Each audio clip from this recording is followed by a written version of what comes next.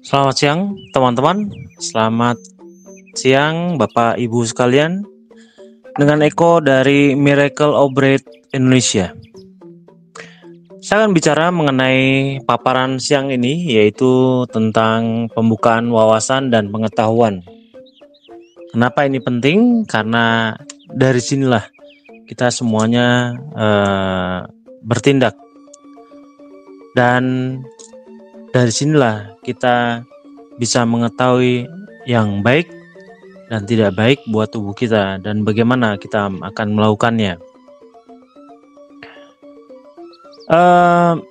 Ini memang sangat berbeda dengan hal medis yang seolah-olah badan itu adalah mungkin dianggap sebagai suatu mesin yang harus dikutak-atik apabila mengalami masalah. Dalam maksud adalah apabila mengalami sakit, maka kita akan diperlakukan seperti mesin. Apabila sakit A, maka kita akan diperbagi A. Apabila sakit B, kita akan diobati dengan obat yang untuk wilayah B. Begitu seterusnya. Tetapi nampaknya untuk naturopatik sangat berbeda jauh, karena bisa saja asal muasal suatu penyakit yang biasanya akan kita cari dulu. Jadi bukan di akhirnya kenapa penyakit itu muncul, tetapi dari awalnya kenapa penyakit itu bisa datang. Dan dari situlah pengobatan atau penyembuhan naturopatik itu dipahami dan dilakukan. Oleh karena itu butuh suatu wawasan. Banyak saya berbenturan dengan orang-orang yang punya pemahaman di medis dan sulit karena itu sudah menjadi profesi dan banyak orang yang bergantung dengan pola itu, dan saya memahami dan saya pikir itu tidak masalah. Justru perjuangan saya adalah menyampaikan bahwa sebaiknya manusia kembali ke alam, walaupun kadangkala pengobatan medis memang diperlukan. Tapi saya tetap berpendapat bahwa tubuh manusia itu adalah suatu entitas yang berbeda. Dimaksud dengan entitas yang berbeda adalah tubuh manusia itu punya pikirannya sendiri yang kadang-kadang tidak dipahami oleh pikiran logis manusia. Tubuh manusia itu pengendalinya adalah saraf otonom. Saraf otonom itu adalah otak yang membawahi sistem kemampuan tubuh kita bawah sadar. Jadi artinya yang mengatur semua aturan-aturan yang berhubungan dengan tubuh kita agar bisa berjalan sebagaimana mestinya itu diatur oleh saraf otonom. Saraf yang bisa bertindak dengan sendirinya tanpa diperintah. Artinya dia bisa bekerja mengatur detak jantung, mengatur tekanan darah, mengatur berapa kecepatan darah, apa saja yang harus ada dalam darah, berapa kadar oksigennya, berapa kadar hemoglobinnya, semuanya diatur. Berapa enzim-enzim yang harus bekerja, kemudian kelenjar-kelenjar yang ada dalam tubuh kita yang jumlahnya ratusan itu, kemudian hormon-hormonnya, kemudian sistem pencernaan, kemudian paru-paru yang menarik nafas, dan dia mengatur semua perbaikan dari mulai apabila kita perlu mengganti semua sel dan kemudian menggantikan dengan hal yang baru. Anda bisa bayangkan, kemudian mengatur setiap berapa rambut yang tumbuh, berapa bulu yang tumbuh, dan kulit kita yang berwarna hitam, putih, kuning, dan seterusnya, itu semuanya dia mengatur. Saraf otonom. Anda bisa bayangkan betapa sibuknya saraf otonom. Nah, tentu apa yang saya sampaikan itu adalah sesuatu yang sangat sederhana dibandingkan faktanya, karena faktanya jauh lebih rumit. Karena masalahnya mungkin 100 kali lebih rumit atau mungkin 1000 kali lebih rumit dari apa yang saya jelaskan. Tetapi itu bisa menggambarkan betapa bahwa otak kita sadar tidak mampu untuk menjangkau itu. Oleh karena itulah ilmu naturopatik menghormati tubuh kita itu sebagai guru. sebagai guru, sebagai pengajar, bahwa seharusnya kita belajar dari apa yang kita alami, bagaimana dia bisa sakit, kemudian bagaimana dia progres untuk melaksanakan penyembuhan, dan bagaimana dia sembuh. Itu adalah suatu proses yang panjang dan rangkaiannya tidak bisa dipotong-potong. Itu memang agak berseberangan dengan hotel, yaitu dengan kedokteran yang memang sungguh biasanya memberikan obat-obat invasif yang membuat sistem kadang-kadang bekerja parsial, yang bekerja sebagian-sebagian. Dan akhirnya kalau andai kata itu tidak dicermati dengan hati-hati, biasanya berefek kepada organ lainnya yang sebenarnya tidak ada hubungan dengan penyakit itu. Jadi kembali ke pembukaan wawasan dan pikiran, itu memang diharapkan setiap orang yang ingin mempelajari naturopatik, karena naturopatik itu adalah keilmuan berdasarkan dari analisa dan penelitian.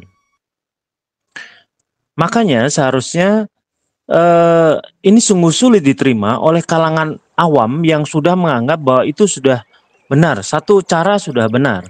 Itu sulit ya untuk naturopatik, karena naturopatik butuh satu wawasan bahwa tubuh kita ini adalah suatu entitas yang berbeda, yang bahkan pikiran sadar kita tidak mengetahuinya atau belum menjangkaunya. Banyak di antara teman-teman kita yang bekerja di dunia medis dan punya profesi bagus, yang mereka ahli dalam pengobatan diabetes, tapi juga mereka kena diabetes. Dan mereka hanya menyerahkan, oh ini harus dibicarakan dengan obat. Ya, caranya mereka begitu. Tapi saya beranggapan pengobatan naturopatik adalah pengobatan di mana tubuh inginkan sebenarnya. Jadi kita ini adalah entitas yang berbeda dengan tubuh kita. Kita adalah user yang mewakili pikiran dan hati dan perasaan kita. Dan kemudian tubuh kita adalah barang yang dipakai. Alat yang dipakai untuk mencapai tujuan dari pikiran dan perasaan kita. Oleh karena itu, karena kita merasa dalam alam sadar ini merasa banyak tahu, akhirnya kita juga mengetahui bahwa tubuh harusnya kita kendalikan melalui pikiran sadar, melalui pengobatan-pengobatan itu. Padahal tubuh bekerja dengan cara yang berbeda dan sungguh-sungguh kadang-kadang tidak dikenal oleh manusia. Misteri tubuh kita itu masih banyak sekali yang belum diketahui. Sebab kalau andai kata itu terpecahkan, maka seharusnya manusia tidak akan pernah sakit lagi. Aspek-aspek ini yang nampaknya sulit diterima oleh versi pengetahuan barat. Karena semuanya menggunakan aspek-aspek logika yang datangnya di alam berpikir sadar. Tapi tidak berbicara mengenai tubuh kita yang kadang-kadang bergerak dengan saraf tidak sadar yang disebut saraf otonom itu. Ini yang kadang-kadang menjadi sulit untuk ditegakkan oleh saya, praktisi naturopatik. Karena biasanya akan menghadapi penolakan, penyangkalan. Dan mereka menganggap bahwa pengetahuan yang umum yang beredar di masyarakat itu benar. Padahal pengetahuan yang saya dapatkan ini berdasar dari pengamatan, penelitian, before dan after dari suatu kejadian, dan juga penelitian mengenai biokimia tubuh dan apa yang terjadi dengan biokimia tubuh dari mulai sebelum dan progres selama melakukan pelatihan sampai akhirnya menjadi sembuh. Jadi kembali lagi bahwa entitas manusia sebenarnya ada dua, yaitu tubuhnya yang dikendalikan oleh saraf tidak sadar yang disebut saraf otonom itu, dan kesadaran yang datang dari pikirannya. Dua-duanya mungkin memang ada di dalam pikirannya, dalam otak, tetapi dia dikendalikan oleh situasi yang berbeda, oleh organ yang berbeda di bagian saraf pengendali saraf otonom. Ini yang nampaknya harus dipahami oleh teman-teman supaya bisa memaklumi bahwa tubuh kita itu memang membutuhkan sesuatu yang selama ini dibutuhkan, tapi kita menganggap diri kita lebih pintar dibandingkan saraf otonom dan tubuh kita yang membutuhkan.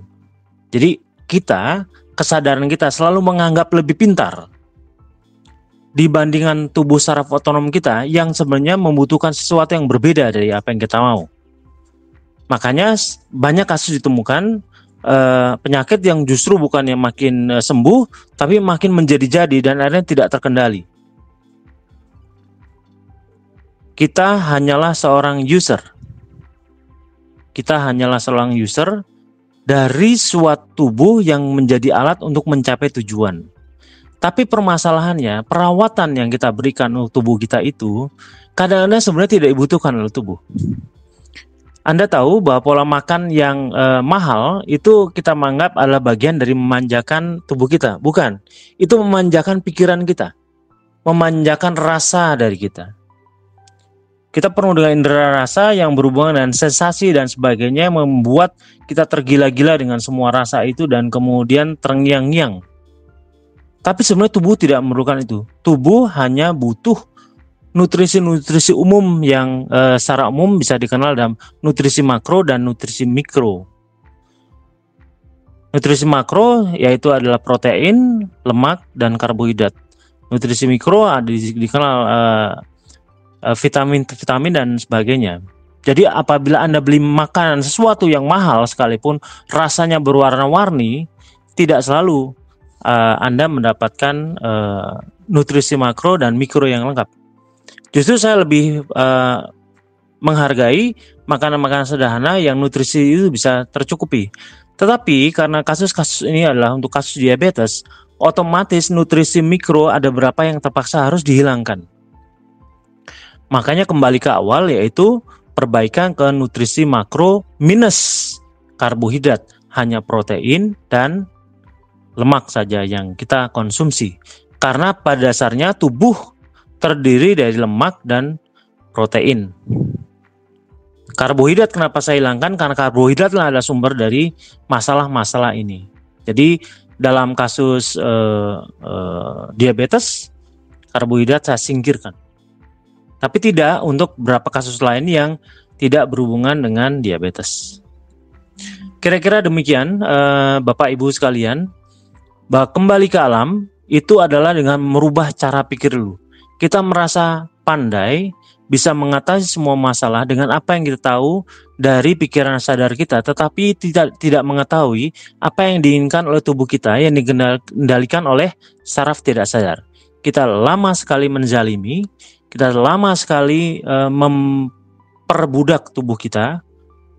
Kita seolah-olah menyayangi tubuh kita dengan memberikan sesuatu yang mahal, makanan-makanan mahal, vitamin mahal, semuanya yang serba wah. Tetapi ternyata tubuh kita menderita. Apakah Anda merasa seperti itu? Apabila Anda merasa seperti itu, cobalah buka kembali pikiran Anda, buka wawasan Anda, kosongkan gelas Anda, kosongkan botol Anda, dan pelajarilah sesuatu dari apa yang saya sampaikan. Tentang naturopatik, yaitu tentang bagaimana tubuh bisa menyembuhkan dirinya sendiri tanpa menggunakan obat. Mudah-mudahan berkenan dan bermanfaat. Terima kasih dan selamat siang.